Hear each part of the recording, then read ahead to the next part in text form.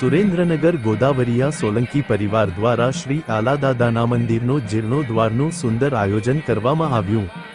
3 ગામના સીમાડાની પાવન ભૂમિ પર શ્રી આલાદાદાના મંદિરનો ધ્વજારોહણ પ્રસંગ યોજાયો। અંદાજે 1.5 કરોડના ખર્ચે બનેલ મંદિરનો જીર્ણોદ્ધારનું ભવ્ય આયોજન કરવામાં આવ્યું।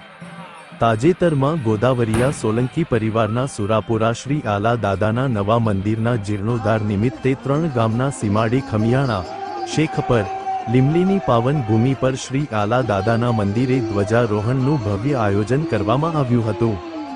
આ પ્રસંગે જાગરણની રાત્રે ભવ્ય ડાક ડમરૂની રમઝટ બોલાવાતા મોટી સંખ્યામાં માનવ મહેરામણ ઉમટી પડ્યા હતા।